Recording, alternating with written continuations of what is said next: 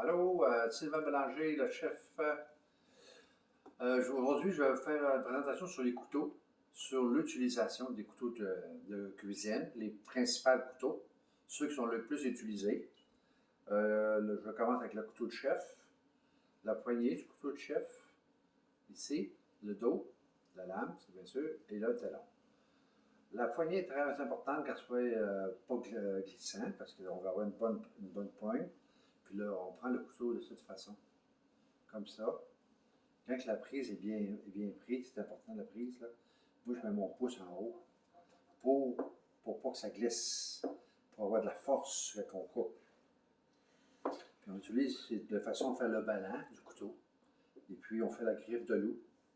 Quand on fait la griffe de loup comme ça, on ne peut pas se couper les doigts. C'est sécuritaire. Ici, la planche, moi, je mets un linge en dessous pour pas que ça glisse. Après, moi, j'ai deux couteaux. Un couteau pour les personnes qui sont un petit peu moins forts ou qui préfèrent aussi. C'est juste une préférence d'avoir un plus petit couteau, plus léger. Ça dépend comment est-ce que vos préférences sont. Et aussi, ça prend un bon talon pour pas trop que ça accote les doigts en long ici. C'est pas bon. Fait que c'est ça. Après, j'ai deux sortes de couteaux que moi j'utilise beaucoup. Le couteau de fils pour les légumes, les fruits. Ça, c'est un couteau à tourner justement pour faire de la déco avec les fruits et des légumes.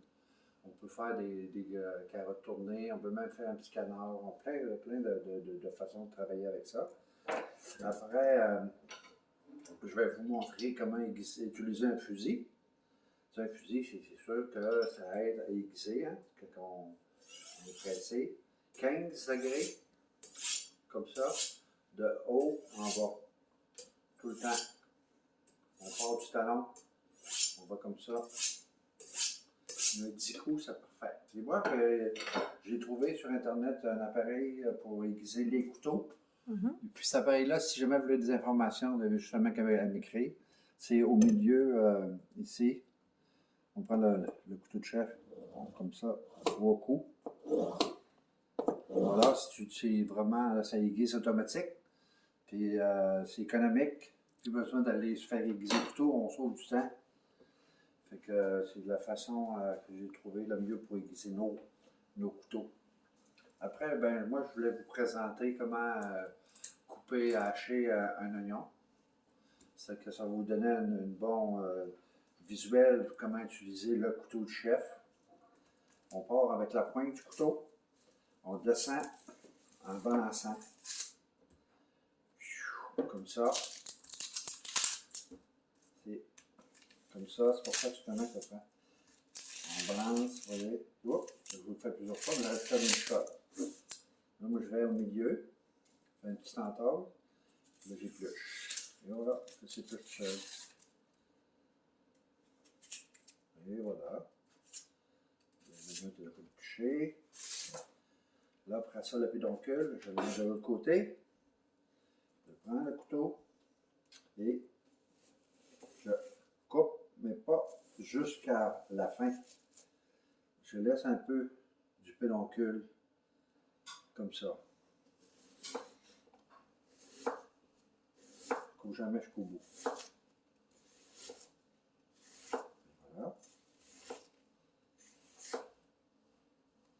Je retourne au milieu. Je coupe. Vous voyez, comme là, ça se tient. Si j'arrêtais jusqu'au bout, ça arrête tout de faire, c'est dur. Là. Ça aurait été compliqué. Là, la même chose. Je ne vais pas jusqu'au bout du pédoncule, mais je hache en faisant la griffe de l'eau. Je coupe un doigt. Les doigts, c'est vite parti. Je reviens du côté pour hacher et je fais le balancement. On balance, on coupe. Et voilà, le balancement. À la fin, le pédoncule, je le hache un peu comme ça.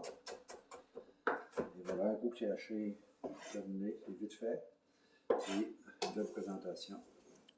Et voilà comment utiliser. Je vais vous montrer aussi avec l'ail. C'est aussi, je pourrais prendre l'autre plus petit couteau pour l'ail. Ça serait bien mieux aussi. Je coupe le pédoncule. Enlève ça. C'est sûr que c'est mieux de gratter avec le côté du dos au lieu de prendre le côté coupant. Là, je le cote comme comme ça, un coup, pour enlever la pleure de l'aide plus facilement. Ça s'enlève facile, l'aide de boucher, vous voyez. On enlève la pleure. Encore la même façon, travailler. Et on hache avec la griffe de loup encore. Toujours pareil. La griffe de loup, là, c'est ce qui est le plus important.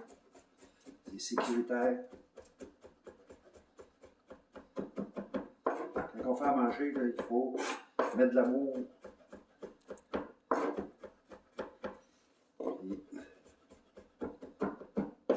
la sécurité, ça fait tout ça, la sécurité. On peut mettre un peu de sel pour que l'ail colle sur le couteau. C'est un truc. Pas trop. Juste un peu. Mélange.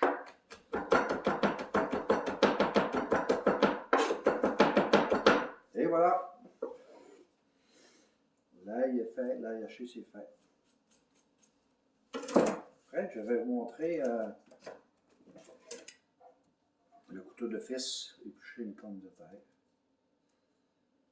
C'est sûr que le couteau de fils, c'est de la même façon, on le prend comme ça. Pareil comme le couteau de chef, ou si vous préférez, c'est pas tellement dangereux ça de glisser avec le couteau de fils.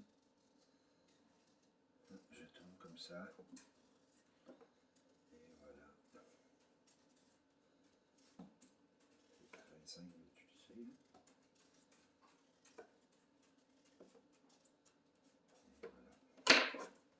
Là, je prends le couteau à tourner. Je vais faire une pomme de terre château. Je pars du milieu et je retourne vers la fin. Milieu, je retourne vers la fin. En faisant un cercle. Et voilà,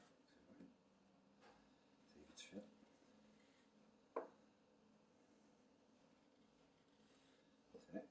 On appelle ça une pomme de terre château. Les retards, on peut les prendre, les garder, faire des pommes de terre pilées, pommes de terre de chasse ou dans ça. Fait que, et voilà. C'est ça, je vais vous présenter cette vidéo parce que c'est très important dans la cuisine, la sécurité, la façon d'utiliser les couteaux. Sinon, on va avoir des blessures, on va avoir pas de plaisir à cuisiner. Et quand on sait travailler avec nos outils, on va être en sécurité, on va avoir du plaisir, puis nos invités, ben, ils vont avoir du fun avec eux autres. On va en profiter. On va en profiter. Ben, merci beaucoup. Ça fait plaisir.